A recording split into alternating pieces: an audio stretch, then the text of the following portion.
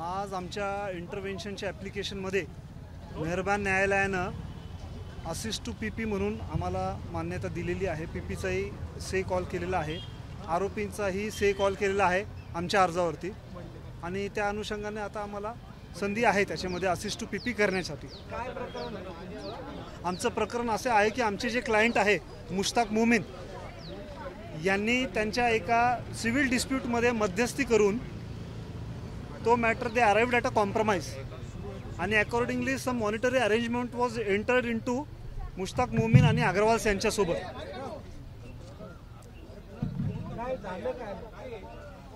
मग त्याच्यामध्ये जी काही रक्कम ठरलेली होती मी ती आमच्या अर्जामध्ये सगळं सखोलपणे नमूद केलेलं आहे।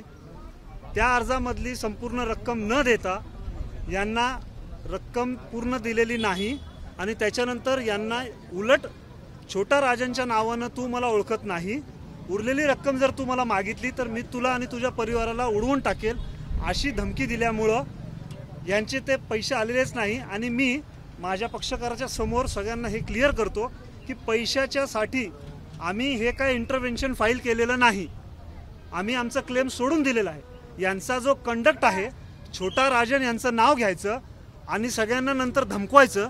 आत्ताही पब्लिक प्रॉसिक्युटर मेहरबान साहेबांचं हेच म्हणणं होतं की CCTVला त्यांनी टॅम्पर केलेला आहे। यांचा हा कंडक्टच आहे की यांना नंतर जामीन मिळाल्याच्या नंतर एव्हिडन्सला टॅम्पर करणे, विटनेसेसला धमकवणे, जे आमच्यासोबत झालेलं आहे तेच यांच्यासोबत होणार नाही हे कशावरून? याच्यासाठी त्या कंडक्टसाठी आमचं इंटरव्हेन्शन होतं। आम्हाला पैशाची मागणी नाही, आम्ही आमचे राहिलेले पैसे सोडलेले आहे। हे आमचे पक्षकार ज्यांना कबूल केलेले होते हे इथं उभे आहेत, ह्यांच्या इन्स्ट्रक्शन्सवरती मी हे स्टेटमेंट देतो।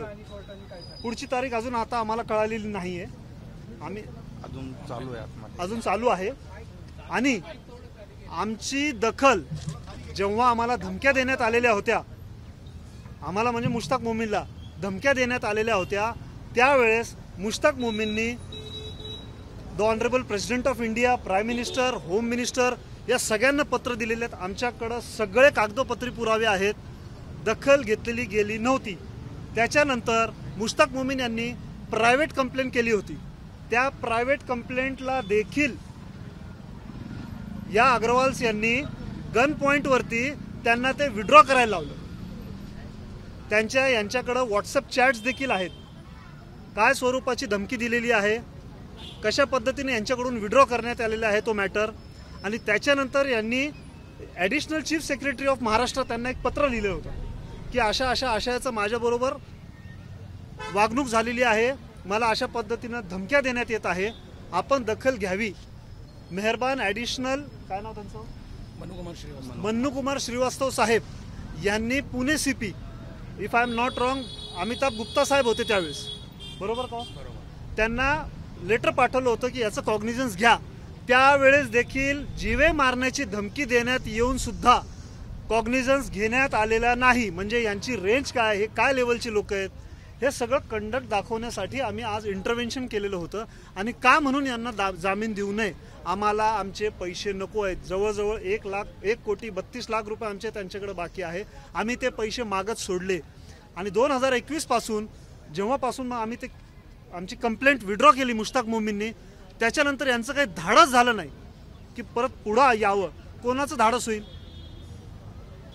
ज्या माणसाला, त्याच्या परिवाराला आज अंडरवर्ल्ड डॉन छोटा राजन, आणि हा एक विशेष गंमत, यांनी इन्स्ट्रक्शन दिल्याप्रमाणे त्यांनी यांना असं देखील सांगितलं की मी बघ अजय भोसले बरोबर जे केलं ना तेच तुझ्याबरोबर करेल। हे आम्ही आमच्या अर्जामध्ये सगळं नमूद केलेलं आहे। तो तर वाचला, पण तू काय वाचणार नाही बघ, मग बघ तुला काय करायचंय। बॉम्बे हायकोर्टामध्ये मग त्या मॅटरमध्ये ह्यांनी जेव्हा अग्रवाल्सने जेव्हा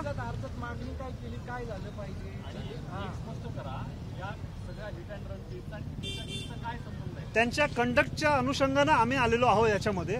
आणि एक citizens of this nation city तुम्ही असं कन्सिडर करा की यांना जामीन होता कामा नव्हतं, आमची ही मागणी होती। थँक्यू। ABP माझा, उघडा डोळे बघा नीट।